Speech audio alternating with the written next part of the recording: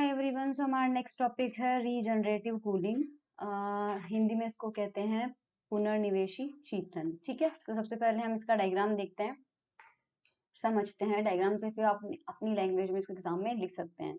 So when a highly pressurized gas whose temperature is less than the temperature of inversion is passed through a porous plug and then allowed to expand at low pressure, cooling effect is produced। यहाँ पर ये कहना चाह रहे हैं, author ये कहना चाह रहे हैं कि हमें जो हमने देखा था कूलिंग के लिए हाई प्रेशर से लो प्रेशर की तरफ पोरस प्लग से जब किसी गैस को निकालते हैं, एक्सपांड करते हैं, तो उसमें कूलिंग होती है, लेकिन उसकी कंडीशन क्या होती है कि उसका जो टेम्परेचर होता है वो इन्वर्जन टेम्परेचर से कम होना चाहिए। सो जबकि हाई प्रेशराइज्ड गैस को जिसका की टेम्परेचर कम हो उसके टेम्परेचर ऑफ इन्वर्जन से, तो उसको पास किया जाता है पोरस प्लग के थ्रू और उसको एक्सपांड करवाते हैं लो प्रेशर पे, तो कूलिंग इफेक्ट जो होता है वो प्रोड्यूस होता है। ठीक है, ये लाइन लिखी हुई है। लेकिन ये टेम्परेचर फॉल जो होता है, यानी ये जो टेम्परेचर में कमी होती है, ये सफिशिएंट नहीं होती है हमारे पास में, so that the temperature of the gas reaches the boiling point and gas gets liquefied. तो हमें क्या करना है, इस ये जो गैस होती है इतनी ठंडी नहीं होती है, ये टेम्परेचर उसका कम तो हो जाता है बट वो इतना कम नहीं होता कि उसका लिक्विफिकेशन हो जाए, मतलब वो लिक्विड में कन्वर्ट हो जाए। तो फिर हम क्या करें, इसका मतलब ये है फिर even increasing the pressure difference does not change the, even pressure difference भी चेंज करके देख लिया, उससे भी वो लिक्विफिकेशन नहीं हुआ। तो हमें क्या करना पड़ेगा, इसमें एक बार हमने कूलिंग कर ली, उसके बाद वापस उसकी कूलिंग करेंगे सेम प्रोसेस से, फिर उसकी कूलिंग करेंगे सेम प्रोसेस से, और देखेंगे कि बार बार कूलिंग करने से उसका टेम्परेचर हर प्रोसेस में, हर साइकिल में डिक्रीज होता जाएगा। लास्ट में हमें बहुत सारा उसका जो टेम्परेचर है वो कम होता हुआ दिखाई दे जाएगा। So for example, at initial temperature, मान लीजिए शुरुआती टेम्परेचर 20 डिग्री सेंटीग्रेड था, गैस कूल्स बाय 6 डिग्री, तो उसका प्रेशर जो होता है ऑन बोथ साइड्स आर 25। ये एग्जांपल लिखना जरूरी नहीं है, ठीक है, और ये एग्जांपल भी आपको इसके अंदर लिखना जरूरी नहीं है, ये वाली पार्ट आप स्किप कर सकते हो क्योंकि एग्जाम में बहुत थ्योरी लंबी हो जाएगी। सो ये अपन को नहीं करना है, अपन को डायरेक्टली इस पे आना है, इसका जो प्रिंसिपल होता है वहां पे आना है। तो यहाँ से आपको स्टार्ट करना है। ये देखिए मैंने यहाँ पर बना दिया है, ये वाला पूरा पार्ट जो है आप स्किप कर सकते हो। एग्जाम में आपको जब आता है क्वेश्चन की रीजनरेटिव कूलिंग जो है वो आपको एक्सप्लेन करना है। सो जो ऊपर लिखा है अपन ने, एक तो कूलिंग इफेक्ट है, उसकी थ्योरी लिखनी है थोड़ी सी, फिर सीधा इसी डायग्राम का डिस्क्रिप्शन हमें यहाँ पे देना है। So the gas which is to be liquefied is first purified and dried. पहले जो गैस का हमें लिक्विफिकेशन करना है उसको प्योरीफाई कर लेते हैं और ड्राई कर लेते हैं, मतलब उसमें ह्यूमिडिटी निकाल देते हैं। This purified and dry gas is compressed up to 100 atmosphere, क्योंकि हमें हाईली उसको कंप्रेस करना है, उसका प्रेशर इंक्रीज करना है। सो हम कंप्रेसर यूज करेंगे और उसको कंप्रेस कर लेंगे, and then allow to pass through a tube. ठीक है, तो हमारे पास एक ट्यूब ए बी के अंदर उसको हम निकालेंगे। तो मैं डायग्राम इसका ले लेती हूँ हिंदी वाले का। सो और इंग्लिश वाले से अपन वो समझ लेते हैं, उसकी थ्योरी पढ़ते जाते हैं। सो यहाँ पर देख सकते हैं आप कि सबसे पहले कि हमें यहाँ पे कंप्रेसर ये रहा। कंप्रेसर जो है, यहाँ से अपन इसमें गैस को एंटर कराएंगे 100 एटमॉस्फेरिक प्रेशर पे, उसको हाईली कंप्रेस करके कंप्रेशर कराया, उसके बाद उसको यहाँ से इसमें गुजारेंगे और ट्यूब ए बी में वो एंटर करेगी। तो यहाँ पे ये ए लिखा हुआ है और ये यहाँ पे बी लिखा हुआ है, और इसमें ये जिगजैग है। जिगजैग का मतलब आपको समझ में आ गया, ताकि उसमें अच्छे से मिक्सिंग हो जाए गैस की, उसका टेम्परेचर और प्रेशर क्या हो जाए, यूनिफॉर्म हो जाए। ठीक है, उसके बाद हम क्या करेंगे, and then allow to pass through A B present in a cooling chamber. जो ए बी ट्यूब होती है वो हमारी कूलिंग चैम्बर में होती है, क्योंकि ये जो चैम्बर होता है, ये देखो ये अपना पास क्या है, कूलिंग चैम्बर है। और कूलिंग चैम्बर का जूल थॉमसन इफेक्ट में हमने काम पढ़ लिया था कि ये उस गैस का जो बाहर का मतलब बाहर से सेम, यहाँ पर हम सेम टेम्परेचर का जो है ठंडा पानी जो है वो इस चैम्बर के अंदर रखते हैं, जिससे कि वो गैस ठंडी भी हो जाए और उसका टेम्परेचर यूनिफॉर्म बना रहे। So where gas cool down below the temperature of inversion, इस कूलिंग चैम्बर में अगर उसका टेम्परेचर जो है वो इन्वर्जन टेम्परेचर से ज्यादा है तो हीटिंग इफेक्ट आ जाएगा। तो हीटिंग इफेक्ट ना आए इसलिए उसका टेम्परेचर जो है उसके टेम्परेचर ऑफ इन्वर्जन से कम हो जाता है। अब ये जो ठंडी हुई गैस है is passed through the heat exchanger and then allowed to expand at 1 atmospheric pressure after passing through the throttle valve। ये देखो क्या हो रहा है, फिर ये गैस यहाँ से निकली ठंडी होके, ठंडी होके ये अपने पास एनर्जी एक्सचेंजर में आई। इस एनर्जी एक्सचेंजर का काम क्या है थोड़ी देर में अभी समझ में आ जाएगा, अभी के लिए इसका काम मत समझो। इस ट्यूब के अंदर से अपनी जो गैस है वो यहाँ से निकल के जा रही है, और ये वाली गैस जो है यहाँ पे ये लगा हुआ है नोजल। नोजल क्या करता है, नोजल कुछ नहीं होता है, पोरस प्लग ही होता है। सो यहाँ से ये क्या कर रही है, 1 एटमोस्फेयर अंदर का जो है ये यहाँ पे प्रेशर अपने अपन ने क्या रख रखा है, 1 एटमोस्फेरिक प्रेशर। सो 1 एटमोस्फेरिक प्रेशर के अंदर ये एक्सपांड हुई। एक्सपांड होने से क्या होगा, इसका टेम्परेचर डिक्रीज होगा।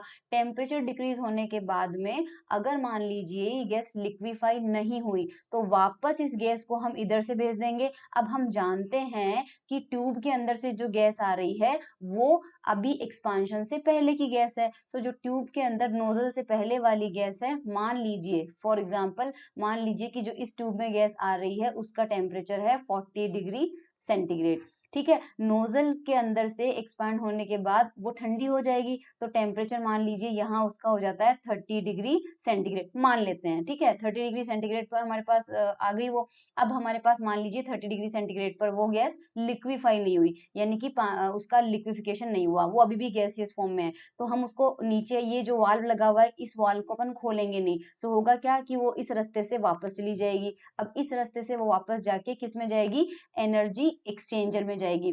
अब यहाँ पर बाहर बाहर वो गैस है, ट्यूब के अंदर तो जा नहीं सकती, ट्यूब के बाहर रह के वो क्या काम करेगी कि ट्यूब के अंदर से जो ब्लू कलर का एरो बनाया हुआ है, जो ब्लू कलर की गैस आ रही थी वो कौन से टेम्परेचर पे थी, 40 पे थी। जबकि एनर्जी एक्सचेंजर में इसमें इस रूम के अंदर इस चैम्बर में जो चारों तरफ बाहर की तरफ गैस भर गई है उसका टेम्परेचर कितना है, 30। अब आप एक बात बताइए, अगर किसी ट्यूब में 40 डिग्री की गर्म गैस रखी हुई है, अगर उसके चारों तरफ ठंडी गैस हो तो क्या होगा, ये जो ट्यूब होती है वो कंडक्टिंग होती है, जिसकी वजह से क्या होता है कि इस वाली अंदर वाली गैस का टेम्परेचर कम हो जाता है। तो मान लीजिए वो कितना हो जाएगा, 30 डिग्री हो जाएगा। तो जब 30 डिग्री टेम्परेचर की गैस नीचे आएगी, तो अब मैं ग्रीन कलर से ले रही हूँ, ठीक है। अब अंदर की ट्यूब का टेम्परेचर ऑलरेडी क्या हो गया, 30 डिग्री हो गया। तो 30 डिग्री की जब आएगी तो नोजल से वापस क्या होगी, यहाँ पे उसका लिक्विफिकेशन, अच्छा लिक्विफिकेशन होगा 30 डिग्री का, सॉरी वो नोजल से गुजरेगी तो हमारे यहाँ पर उसका जूल थॉम्सन एक्सपांशन होगा।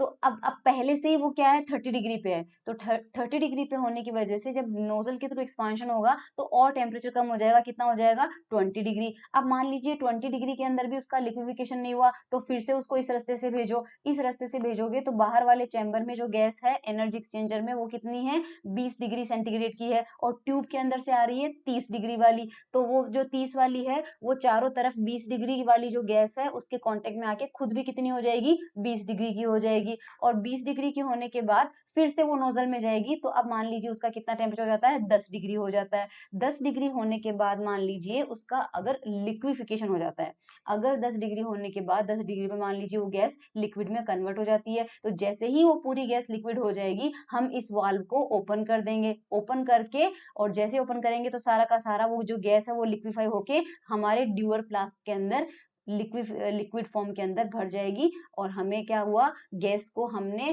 टेम्परेचर कम करके हमने क्या कर दिया, उसको लिक्विफाई कर दिया। यहाँ पर एक चीज ध्यान रखने लायक ये है कि जब हमारे पास इस गैस का वो जो एनर्जी एक्सचेंजर में बाहर से जो गैस जा रही थी, यानी कि हर बार ये जो काम कर रही थी यहाँ पे बाहर जो गैस थी, उस गैस का क्या हो रहा है, लास्ट में वो गैस क्या करती है, वापस इधर आ जाती है, अपना काम खत्म करके, यानी कि ट्यूब के अंदर की गैस को ठंडा करके वापस इधर आके वो किस में चली जाती है, कंप्रेसर में चली जाती है, जहां पर वो फिर से हाई प्रेशर पे कंप्रेस होके और इस ट्यूब में वापस आ जाती है और वापस यहाँ पे ट्यूब के अंदर से निकलती जाती है। सो बेसिकली ये एक साइकिल चल रहा है, और इस साइकिल को हमने एक बार नहीं बार बार किया, इसलिए इस कूलिंग का नाम क्या है, रीजनरेटिव कूलिंग। तो ये प्रोसेस बार बार हो रहा है। अब इसके बारे में अपन पढ़ते हैं। So, as a result, the temperature of the gas decreases due to Joule-Thomson effect, but this decrease in temperature is not sufficient. ये टेम्परेचर डिक्रीज जो था वो सफिशिएंट नहीं था कि लिक्विफाई हो जाए, इसलिए इस कूल्ड गैस को हम वापस भेज देते हैं हीट एक्सचेंजर के पास में, जहां पर ये फर्दर इनकमिंग गैस को जो ट्यूब के अंदर फ्लो हो रही थी उसको और ठंडा कर देती है। और ठंडी गैस को हम क्या करते हैं, ठंडा करने के बाद ये वापस कंप्रेसर के पास चली जाती है, कंप्रेसर इसको फिर से कंप्रेस करता है और वापस जो हमारे पास वाल्व है उसकी तरफ भेज देता है। इन दिस वे जो साइकिल है गैस का वो कंप्लीट हो जाता है, और उससे क्या होगा, जो इनकमिंग गैस है वो ज्यादा पहले से ठंडी हो जाएगी एक्सपांशन से पहले, और आफ्टर एक्सपांशन वो और ज्यादा ठंडी हो जाएगी पहले से भी। ये प्रोसेस बार बार रिपीट किया जाता है और हर बार टेम्परेचर जो है वो पहले की तुलना में कम हो जाता है। अल्टीमेटली उसका बहुत साइकिल्स के बाद में वो लिक्विफाई होना स्टार्ट होता है। जैसे ही वो लिक्विफाई होता है हम ड्यूअल फ्लास्क का वॉल्व ओपन कर देते हैं और हमारे पास लिक्विफाइड गैस हमें मिल जाती है।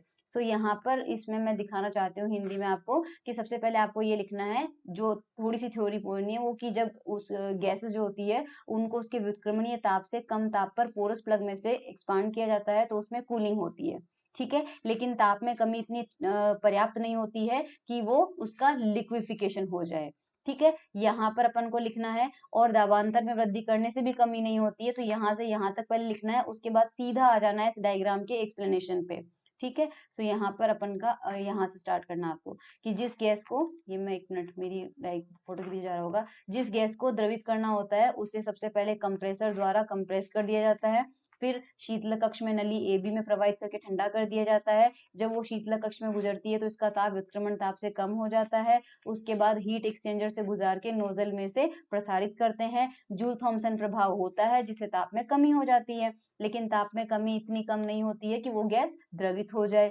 तो ये विनिमय के बाहरी कक्ष में से होकर गुजरती है जहां वो ऊपर से आने वाली गैस को ठंडा करती है। ठंडा करने के बाद वो वापस कंप्रेसर पी के पास पहुंच जाती है और फिर से नोजल के पास में आ जाती है।